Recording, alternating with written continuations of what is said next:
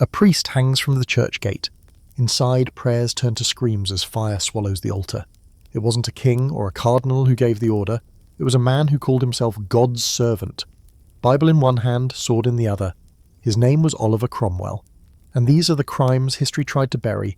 Towns burned, priests butchered, all in the name of freedom. He was not born with a crown nor wrapped in royal silk, but in the modest estate of Huntingdon, in a family of minor gentry barely clinging to the edges of England's shifting aristocracy, where ambition was whispered beneath hymns, and piety was laced with frustration at the corruption of kings and bishops alike. Oliver Cromwell entered the world in 1599, not as a conqueror or prophet, but as a man moulded by sermons and debts, a soul torn between divine conviction and the desperation of obscurity. In his youth, there was little to suggest the terror he would one day unleash across islands and ideologies. He wandered Cambridge University only briefly, hovered between law and theology, and returned home without distinction, his early life a patchwork of failure, illness, and fervent prayer. But something simmered beneath the surface. A rage cloaked in scripture. A belief that England, God's chosen nation, was under siege not from foreign armies but from within, from the rituals of the Catholic Church, from the vanity of monarchs, from the whispers of Rome disguised in Anglican robes. And Cromwell, once forgotten, began to rise, not by the favour of kings, but by the force of his voice, his blade, and the dangerous clarity of a man who believed he had been personally appointed by God to purge sin from the earth. He was not a politician at first, but a preacher in armour, a psalmist with a cavalry. As the English Civil War erupted in the 1640s, dividing father against son, pulpit against throne, Cromwell aligned with the parliamentarians, not for money, not even primarily for liberty, but because he believed they fought on God's side. And when blood began to soak the fields of England, Edgehill, Marston Moor, Naseby, he rode with the certainty of a crusader, his sword not just a weapon, but an extension of divine wrath. His troops, known as the Ironsides, were not the ordinary rabble of mercenaries and deserters. They were men like him, radical Protestants, hard-edged, sober, convinced that every victory was ordained and every enemy a sinner to be scourged. Cromwell drilled them not only in battle, but in belief, creating an army that sang psalms before charging into musket fire, that quoted scripture while setting fire to towns, that knelt in prayer before cutting down fellow Englishmen who dared to defend the crown. But Cromwell's war was never just against kings. It was against anything that contradicted his vision of a purified England. Bishops were stripped of power, cathedrals were desecrated, stained glass shattered, crosses torn down.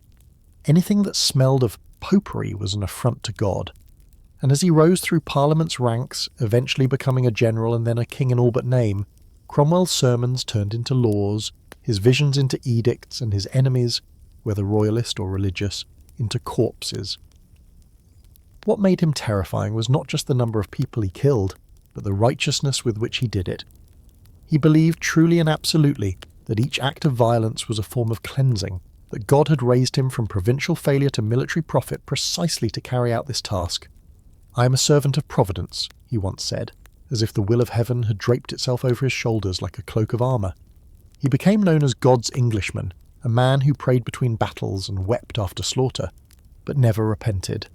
Because in his mind there was no crime if it served divine purpose. Every rebel he hanged, every priest he burned, every town he starved was an offering, a necessary step toward establishing what he called a godly nation. But beneath the hymns and the psalms, beneath the black and white worldview he preached from the pulpit and imposed on battlefields, there was something darker, an ambition cloaked in humility, a thirst for control dressed as obedience to God. Cromwell didn't just want England to be godly. He wanted England to be moulded in his image of godliness, and any dissenting voice, Catholic, Anglican, Royalist, even moderate to Puritan, was a threat that had to be enhanced. And so began the paradox of Oliver Cromwell, a man who claimed to liberate England from tyranny, yet ruled it with iron and fouet, a man who refused to wear a crown, yet wielded power more absolute than any monarch before him, a man who spoke of freedom, but filled prisons with those who dared to think differently.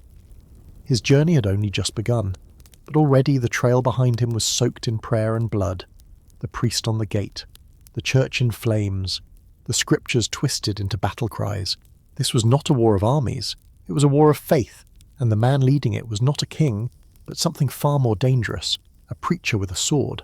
It began with a storm, not of rain or wind, but of boots, fire, and steel. A storm summoned by a man who believed himself the vessel of divine justice, and whose name would come to haunt the Irish countryside for centuries to come.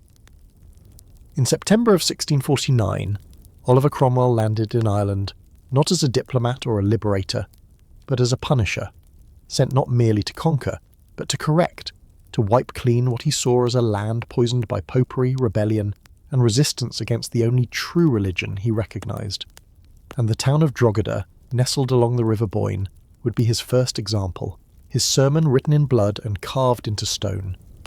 Drogheda was fortified, yes, but weakened by siege, its walls aged, its people exhausted, and its defenders, royalist and Catholic alike, worn thin by hunger and hopelessness. When Cromwell arrived at its gates, it was not a fair fight, it was a reckoning. His new model army, disciplined and swollen with Puritan zeal, brought cannons that pounded the ancient walls until they cracked like old bone. And when the breaches opened, they poured in not as soldiers but as executioners. The defenders, led by Sir Arthur Aston, a veteran and a Catholic, sought terms of surrender once the tide turned, believing, naively, that civilized warfare still held sway, that perhaps mercy might be granted to those who laid down their arms and opened their gates. But Cromwell was not interested in their surrender. He saw no soldiers, only sinners, no citizens, only enemies of God. And so he ordered a massacre. What followed was not battle, it was extermination. The garrison was butchered one after another, some while still pleading for their lives, others while clutching rosaries, their blood soaking into church floors and chapel steps. Sir Arthur Aston was reportedly beaten to death with his own wooden leg. Priests were dragged from sanctuaries and run through with pikes. The Magdalen Tower, which had stood for centuries, became a tomb for hundreds of civilians who were locked inside and slaughtered, without pause or pardon. Even those who had fled into sacred spaces, hoping the sanctity of the altar would protect them, found no shelter. Cromwell's men stormed into churches, stabbed through curtains, tore down icons, and left bodies sprawled beneath stained glass and scorched rafters. One church, St. Peter's, caught fire during the chaos, its wooden beams igniting and collapsing upon those who thought its walls would save them. Children, women, townspeople, none were spared if they were in the wrong place or born of the wrong faith. Entire families were burned alive after being herded into buildings and having the doors barred behind them. Survivors wrote of blood flowing through the streets like floodwater, of heads mounted on spikes, of cries that never ended because no one was left to silence them. And when Cromwell was asked why such barbarity, why such unrelenting slaughter, he offered only this: it was the righteous judgment of God. He called it justice, he called it necessary. In a letter to Parliament, Cromwell spoke of the massacre not with remorse, but with triumph, stating that it would tend to prevent the effusion of blood for the future, as though butchering the population of Drogheda would serve as a holy warning to all others who dared resist the Lord's chosen army. But it wasn't just the soldiers or the priests who were punished, it was the very memory of the town itself. Drogheda, once a bustling port and spiritual stronghold, was reduced to ruin, its churches blackened, its libraries pillaged, its bells melted, its streets lined with the unburied dead. The gates racked red, yes, but so did the wells, the gutters, the hands of every man who walked beneath Cromwell's banner that day. He could have shown mercy. He could have drawn a line between combat and atrocity, but instead, he crossed it, boldly, deliberately, and in the name of God. The massacre of Drogheda was not a miscalculation, not the result of uncontrolled troops or the fog of war. It was a decision, a conscious, cold-blooded message written in corpses, that to oppose Cromwell was to oppose divine will itself, and that such defiance would be answered not with diplomacy or pardon, but with fire and steel and silence. And in the silence that followed, after the screams had faded, after the fires had cooled, after the blood had dried, the name Drogheda would become something else entirely. Not a city, but a warning, a symbol, a curse. To some, Cromwell was cleansing. To others, he was annihilation made flesh. And the town of Drogheda, on that grim September day, was not defeated. It was erased. Barely had the blood dried in Drogheda before Cromwell turned his eyes southward, his armour still unclean, his sword not yet sheathed, and marched upon Wexford, a coastal town that had once flourished with its fleets, its markets, and its quiet faith, now about to be shattered under the heel of a man who saw every Catholic settlement not as a community, but as an infection to be purged. The town stood by the sea, its harbour cradling ships that had long carried trade and hope, but Cromwell's gaze fell upon Wexford not as a place of commerce or culture, but as another fortress of sin, another stubborn stronghold clinging to its faith in its king, and therefore marked, irreversibly, for punishment. Negotiations began, if only in name, with town leaders offering terms and requests, their words laced with caution and fear, for the tales of Drogheda had already spread like smoke across Ireland's plains, and the people of Wexford knew what kind of fire approached their walls. But even as the town parleyed, even as voices within begged for surrender and mercy, Cromwell allowed, or perhaps ordered, his troops to attack, and within hours Wexford became another altar of sacrifice, with its civilians laid upon the stone. The assault came not only from land, but from sea. Ships in the harbour were boarded and burned, their sails set alight like funeral torches drifting out into the tide, their crews slaughtered, whether they raised weapons or not. Women who fled to the docks were cut down before they could scream, while others, according to surviving records, were assaulted, dragged by their hair through alleyways, or drowned beneath bloodied waves. There was no line drawn between soldier and civilian, no pretense of military necessity. There was only the raw, unfiltered violence of conquest carried out in the name of righteousness. Within the town, chaos reigned. Doors were smashed, homes ransacked, churches desecrated, and every face that bore the mark of Irishness or Catholicism became a target. Merchants were stabbed beside their stalls, mothers were killed while clutching infants, and the streets became rivers of panic, clogged with the dying and the dead. Survivors wrote that there were corpses heaped like sacks of grain in the courtyards, that soldiers played games with severed heads, that drunken victory chants drowned out the weeping of the wounded. In a moment that would be recounted in horror for generations, one group of townspeople was herded into a building near the quay and locked inside, men, women and children alike. Before the structure was torched, the screams muffled only by the roar of the blaze and the indifferent sea breeze that carried the smoke back over the water.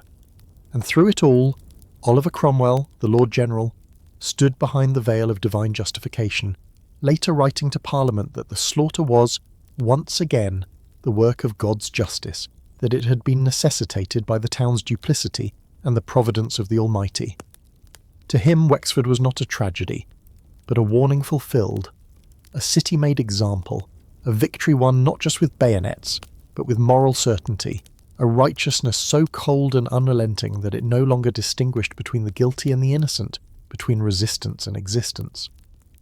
By the time the smoke cleared, it is estimated that over 2,000 people, a staggering number for the time, had been killed in Wexford, the vast majority of them unarmed civilians, townsfolk, merchants, fishermen and refugees who had no part in the war, save for the misfortune of standing in its path. The harbour, once the source of the town's livelihood, was littered with charred hulls and bloated corpses, and the markets, once bustling with salt fish and grain, now stood scinant beneath broken arches and stained cobblestones. What Cromwell left behind in Wexford was not a subdued town or a peaceful province, it was a wound, a deep festering scar that would not heal with treaties or years, a reminder that in this war no church was sacred, no woman safe, no boat spared. He had promised order. He brought annihilation. He had promised justice. He delivered terror.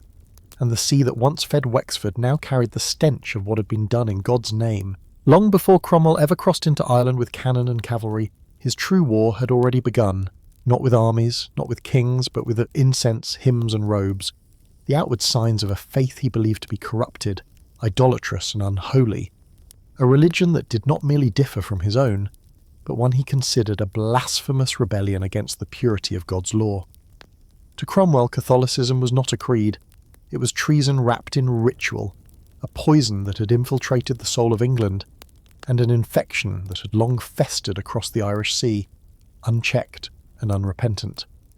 And in Ireland, he saw not just a rebellious province, but a land entirely seduced by Rome, a place where every altar was an affront and every priest a traitor in holy disguise. So when he marched through towns like Drogheda and Wexford, he didn't just burn buildings or execute soldiers, he hunted symbols. Sacred vessels were smashed, crucifixes pulled from walls, rosaries trampled underfoot, and paintings of saints ripped from their frames and thrown into the flames. Monasteries were gutted, tombs desecrated, and Latin Mass, once the heart of daily life, was outlawed under threat of death. What had stood for centuries as places of peace were now repurposed as barracks, prisons, or ruins left to rot, as if their decay would erase the memories they once held. But it was not enough to destroy objects. It was the shepherds who were marked next. Priests, men of cloth and silence, were suddenly branded as outlaws, hunted like wolves across the countryside. The moment Cromwell's armies arrived in a town, the clergy were among the first to be dragged from hiding, sometimes from pulpits, sometimes from trapdoors beneath rectories, and sometimes from hills where they had fled with nothing but their vestments and fear. They were lined up in squares, executed beside wells, shot inside sanctuaries, or in some cases hanged in front of their own congregations as warnings carved into the collective conscience. To harbour a priest became a capital offence. To attend a secret mass was to risk the sword. And for many Irish families, their most sacred rituals, baptisms, confessions, last rites, had to be conducted in forests, in tin barns, or in caves by candlelight, whispered under cloaks, with lookouts standing guard and the ever-present terror that a single cry or footstep could bring death crashing down upon them. Entire dioceses were wiped from the map, not by theology but by steel, and then came the policy that would echo through Irish history like a curse, to hell or to Connaught. It was not merely a slogan, it was a verdict, passed upon an entire people. Cromwell's regime, in its effort to pacify Ireland, forcibly expelled thousands of Catholic landowners and families from their homes in the fertile east and south, driving them westward into the harsh, stony province of Connaught, a region viewed by the English as barren, godless, and uninhabitable. Families were given impossible ultimatums: leave your land, your church, your ancestors' graves, or be put to the sword.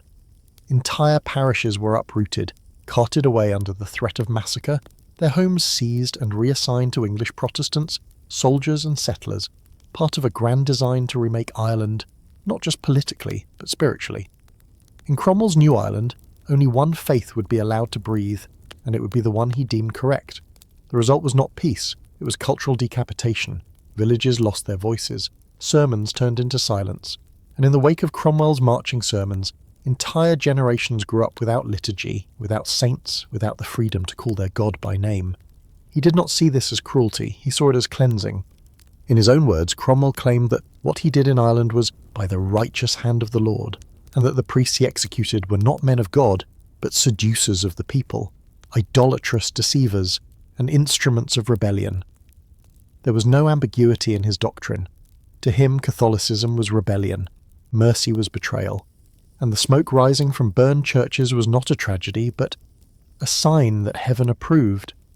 But for the people who watched their priests fall, who dug mass graves with shaking hands, who fled into wilderness with bread and scripture hidden in their sleeves, there was no justice, no grace, only the bitter truth that faith itself had become a crime, and that the men they once called father were now hunted like animals under the flag of divine order. This was no longer a war between nations. It was a war against memory, a war against ritual, a war against the right to believe. When the axe fell on the neck of King Charles I in January of 1649, the blade did not simply sever the head of a monarch. It cleaved open the ancient myth of divine kingship, tore down the illusion that rulers were appointed by heaven, and gave rise to a new order built not on bloodline or coronation, but on something far more dangerous: belief hardened into absolute power.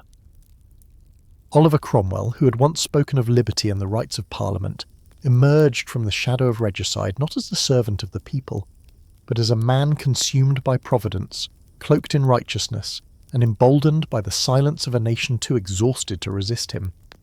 The monarchy had fallen, the House of Lords abolished, the crown melted into the past. But rather than usher in an age of democracy, England found itself under the rule of a man who rejected the title of king, yet wielded the sword, the scripture, and the state with a grip more suffocating than any sovereign before him. He called himself the Lord Protector, a term that sounded humble, almost reluctant. as though he were merely safeguarding a fragile experiment in republican governance.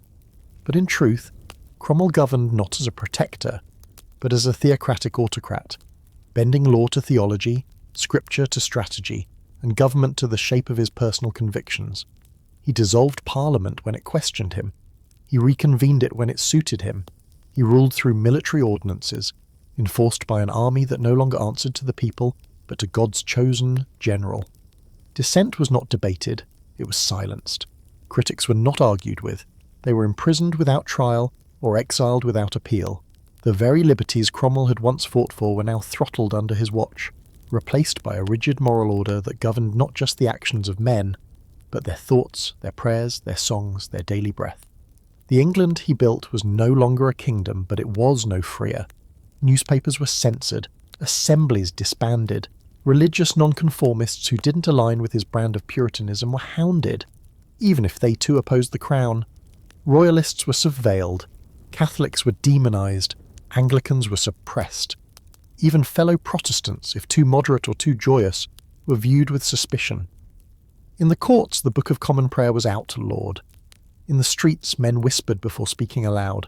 And in the churches, silence became the new liturgy, because to speak carelessly under Cromwell's rule was to invite investigation, or worse.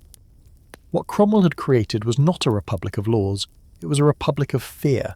He believed that England could only be kept pure through discipline, that virtue required surveillance, and that public order could be enforced by private terror. And so he divided the country into military districts, governed by major generals who were charged with maintaining moral and political purity, an internal system of control so vast and invasive that it reached into taverns, theatres, homes, and even bedrooms. These were not mere administrators. They were watchdogs for the soul, enforcers of a godly utopia in which dancing was sin, music was suspect, and joy itself was treated like contagion. Church attendance was mandatory, public fasting was enforced. Swearing, gambling, adultery, drunkenness, all were met with harsh punishments, often disproportionate, always public. Cromwell's England did not just punish crime, it punished temptation. It did not merely suppress rebellion, it choked imagination. And beneath it all was a chilling truth.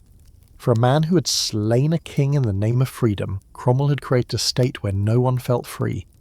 The gallows still stood, the prisons were still full, the armies still marched. But now the enemy was internal. Now the battlefield was not a distant province, but the conscience of every citizen.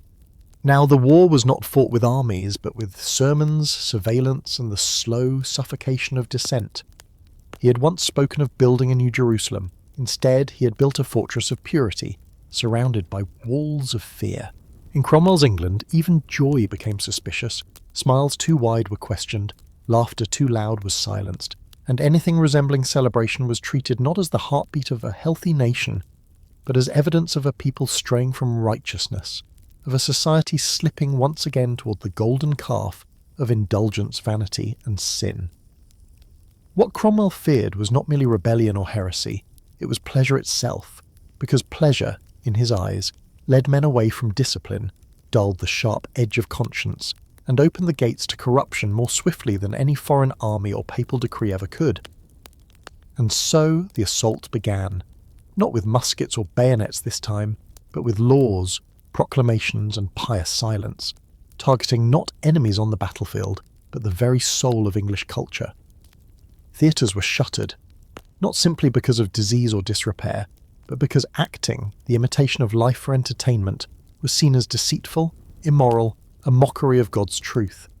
Women were banned entirely from the stage, their presence considered too seductive, too dangerous, too distracting for an audience that was more meant to reflect rather than rejoice. Playwrights who once lit up London with verse and wit were either silenced or turned to writing sermons, while once grand playhouses rotted in darkness, empty but for the rats that gnawed through forgotten scripts and costumes. Public festivals were outlawed. Maypoles were chopped down like heretical statues, their cheerful colours replaced by grey Puritan austerity. Dancing in village squares, a tradition older than the English crown, was condemned as lewd and unholy. Music, unless it served a narrowly defined religious function, was discouraged or banned outright, its melodies considered a gateway to the flesh, its rhythms a temptation of the devil. Fiddlers were fined, choirs disbanded, and organs in churches were torn apart, their pipes silenced like the lungs of a heretic. But nowhere was Cromwell's war on joy more cruelly symbolic than in his attack on Christmas. That ancient holiday, woven from both Christian reverence and pagan warmth, a time of feasting family and flickering candlelight, was declared illegal. Not just discouraged, illegal. The singing of carols was outlawed. Shops were required to remain open on December 25th, as if it were any ordinary day, while soldiers patrolled the streets of London to break up gatherings, to arrest bakers for selling mince pies, to fine families for decorating their homes with holly or ivy. Churches that dared to hold Christmas services were raided, ministers arrested mid-sermon, and congregants dragged out into the cold for the crime of honouring a day that Cromwell had decided was tainted with superstition and indulgence. He did not ban Christmas because he hated Christ. He banned it because he hated what Christmas had become in the eyes of ordinary people, a season of warmth, of forgiveness, of merrymaking, of forgetting for one brief moment the heaviness of life. And in Cromwell's world, to forget was to sin, to eat well was to fall, to dance was to risk damnation. There could be no moment, not even one day in the year, when the people were allowed to rest from judgment. Writers, once voices of resistance and beauty, were now censored or punished if they spoke against the Protectorate. John Milton, though aligned in politics, found his voice co-opted by a machine that twisted even poetry into propaganda. Artists abandoned their canvases or fled abroad. England, once a kingdom of music and market squares and fireside tales, became something colder, flatter, smaller, and the people in turn learned to shrink, to keep their heads low, to whisper instead of sing, to mark holidays in secret, behind closed shutters, candles doused quickly when footsteps passed outside. Children grew up thinking joy was suspicious, that laughter was something to be hidden, that stories were dangerous. Cromwell had not just defeated a king, he had outlawed delight, and in the name of purity, he had turned England into a nation afraid of itself, a place where the human spirit was expected to stand still, where every song was measured, every word observed, and every moment of happiness cross-examined by the cold eye of a joyless God, whose voice, strangely enough, always sounded exactly like Oliver Cromwell's. Power, like fire, consumes not only the world around it, but eventually begins to eat from within. And though Oliver Cromwell stood at the height of dominion, ruling without crown, commanding without parliament, enforcing with a Bible in one hand and a sword in the other, his final years were not bathed in glory, but in slow, rotting silence, as the same zeal that had once lifted him to divine stature began to turn inward, leaving a body sickened by grief and a mind haunted by the very God he had claimed to serve. The death of his beloved daughter Elizabeth, still young, still bright with promise, cracked something inside him that no battle ever had, and the hardened general who had survived war, plague, and political betrayal now found himself broken not by cannon, but by the fragile breath of a child extinguished too soon. Her body laid to rest while Cromwell wandered the corridors of Whitehall, grieving like any father, though he would never allow the world to see it written on his face.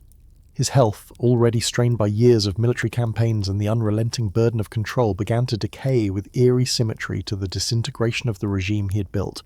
His skin blotched and yellowed, his breath short and erratic, his body racked by recurring fevers and a mysterious illness that left physicians helpless, and his allies whispering behind closed doors.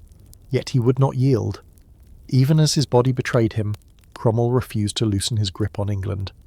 He continued to sign warrants, issue proclamations, and dictate sermons, convinced to the end that his suffering was part of a greater divine trial, a test of faith, a crucible that would burn away doubt and confirm him as the chosen guardian of God's republic. But the signs of collapse were everywhere. His generals bickered, his advisers grew cold, the country once subdued by awe and fear now murmured with discontent, weary of moral policing, tired of fasting, of statements of joyless obedience wrapped in scripture. And yet the most fatal blow did not come from an enemy's blade, but from the hollow shadow of his own legacy. For in his final act of control, Cromwell named his son Richard as his successor, a man of mild temper, little ambition, and no battlefield record. A figure so bland and untested that even his supporters dubbed him Tumble-Down Dick. Where Oliver had ruled with fire, Richard stood with paper. Where the father commanded armies, the son struggled to command a room. Richard Cromwell inherited power, but not authority. Within months, the Protectorate trembled. The army refused to obey him. Parliament lost confidence, and the delicate machinery of Cromwell's republic, so long driven by his personal charisma, his apocalyptic conviction and his iron will, shattered under the weight of a name without presence. The regime crumbled in a matter of weeks. No revolution, no war, just absence, as if the entire structure had always been held together by one man's breath, and when that breath ceased, the silence that followed was not reverent, but relieved. Oliver Cromwell died on September 3rd, 1758, the anniversary of two of his greatest victories, as if fate had chosen irony over redemption. Some said he passed peacefully, others whispered that he died in agony, hallucinating demons, choking on bile, calling out for a god who did not answer. He was buried with honour, a state funeral, black drapes and solemn bells, but the mourning was thin, performative, the kind paid by officials, not the people. Outside the procession there were no wails, no flowers, only the quiet clatter of England returning to breath, timidly but unmistakably. The man who had risen from obscurity to execute a king, to rewrite the structure of English governance, to terrorise a nation into piety, was gone, and yet his shadow remained. His republic collapsed, his son exiled, his name whispered in fear. But for the people who had lived through his rule, for the Irish whose homes had burned, for the artists whose pens had dried, for the priests whose corpses lay in unmarked graves, the silence that followed Cromwell's death was not peace. It was simply a pause, a breath held, a wound not yet closed. There are men whose deaths closed the book on their lives, who are buried, mourned, and remembered in stone and prayer, but Oliver Cromwell was not such a man. For though his body had been laid to rest with pomp and state beneath the floor of Westminster Abbey, fate, or perhaps vengeance, had other plans, and the peace he denied others in life would be denied to him in death. 2 years after his burial, the tide of power in England shifted once more, as it always did, and the monarchy, long banished, long spat upon by the very people who now grew weary of sermons and silence, was restored with quiet inevitability in the form of Charles II, son of the executed King Cromwell had condemned, a ruler returned not just to reclaim a throne, but to settle the blood debt of his father's martyrdom. It was not enough that Cromwell had died. It was not enough that his republic had failed. The Restoration demanded more than closure.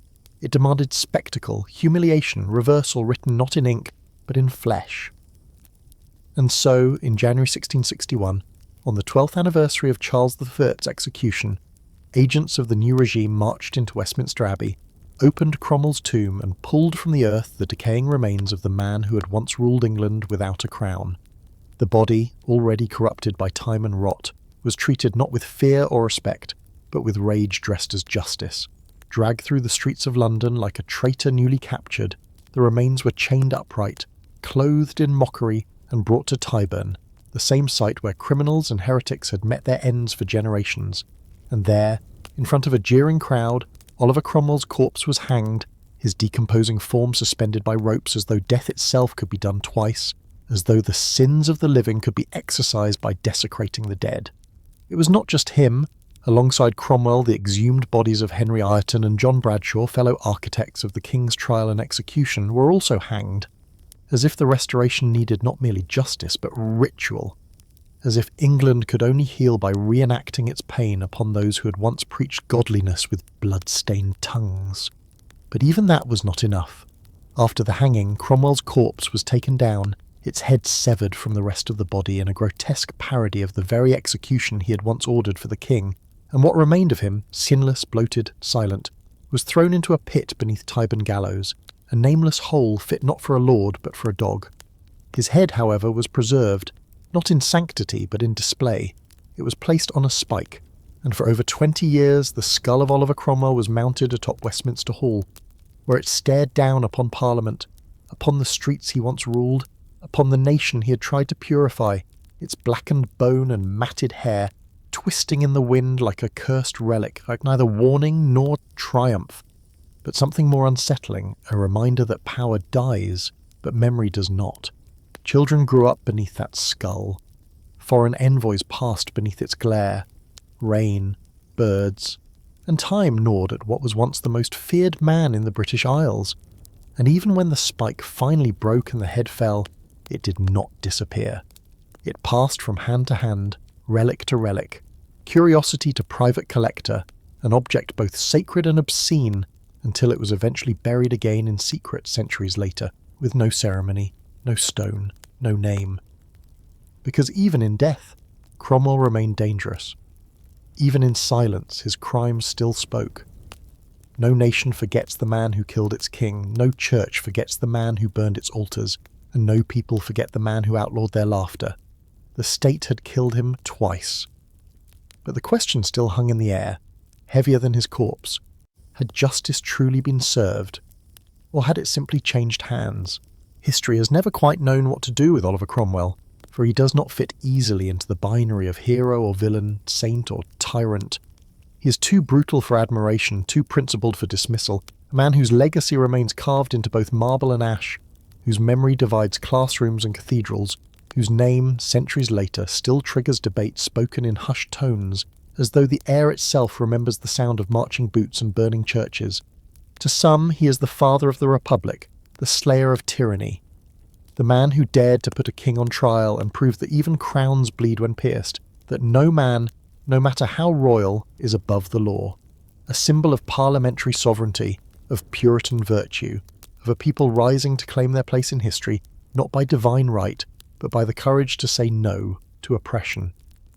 To others, he is the genocidal hand of God's wrath, a sanctimonious killer cloaked in piety, the architect of massacres in Ireland, the silencer of joy in England, the man who outlawed Christmas and hung priests from bell towers, who invaded not just lands but the lives and rituals of millions, leaving behind not peace but trauma tattooed into family trees and parish records and half-forgotten songs whispered in secret for generations.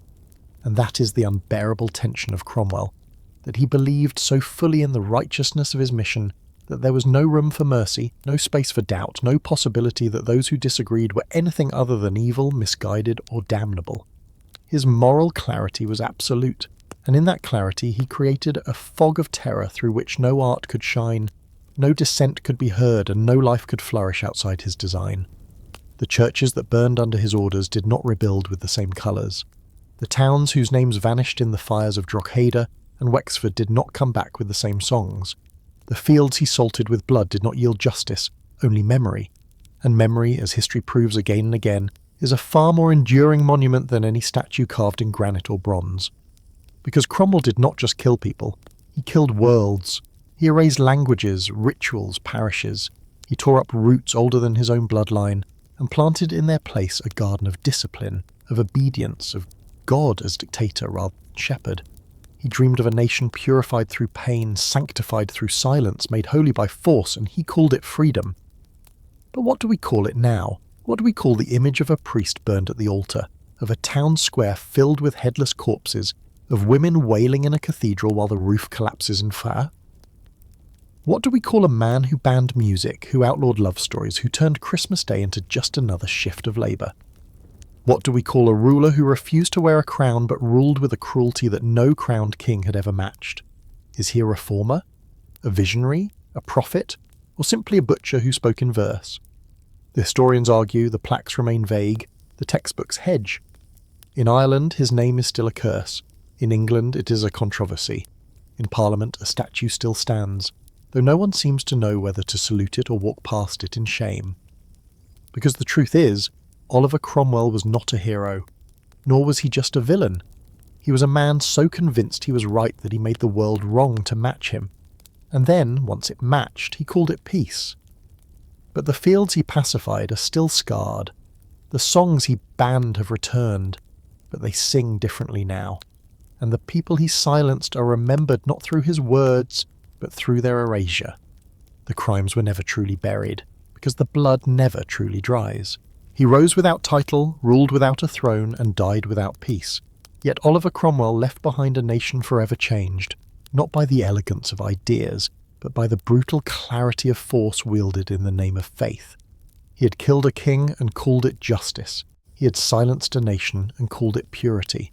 And when it was all over, when his republic had collapsed, when his body had been dragged from the grave and hanged like a warning, what remained was not a legacy of freedom, but the smoke of what freedom could have been.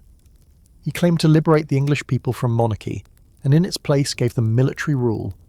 He claimed to honour God above all things, and in doing so silenced every other voice that worshipped differently. He claimed to hate tyranny, but ruled with fear. He claimed to bring moral order, but banned joy, punished celebration, and outlawed memory itself. And in the end, all that remained were ruined towns, starved villages, burned cathedrals, and a people who had learned to speak in whispers and to sing only when no one was listening. He never called himself king, but he behaved as if God had crowned him in secret. And that, perhaps, is the most dangerous kind of power, the kind that believes itself holy. Because when tyranny wears a crown, it can be seen, it can be named, it can be resisted. But when it wears the robes of piety, when it speaks in scripture, when it wraps itself in righteousness and calls itself a protector, it becomes far harder to challenge because it convinces the oppressed that their suffering is sacred. So the question lingers, was Oliver Cromwell the redeemer of England, or its destroyer, a defender of liberty, or a devourer of it? His name survives not just in history books, but in wounds. And if justice is more than a statue, more than a rewritten page, more than a holiday remembered by few, then it must ask, what do we owe the dead who were never buried? What do we owe the burned priests, the starved towns, the silenced voices? Because Cromwell may be gone, but the fire he lit under the flag still smoulders. We like to think that tyranny always comes wearing armour, speaking loudly, standing atop marble stairs with banners behind it. But sometimes it arrives in a prayer, sometimes it wears a plain coat, sometimes it believes so completely that it's doing the right thing that no horror seems too far. Oliver Cromwell was not just a man, he was a warning, not just of what power can do, but what belief can justify. And maybe that's the most haunting part. If this story moved you, unsettled you, or made you question the clean lines of history, subscribe to the Nameless Scribe. We tell the stories that were meant to disappear, the names that power tried to erase, and the questions that history never wanted us to ask.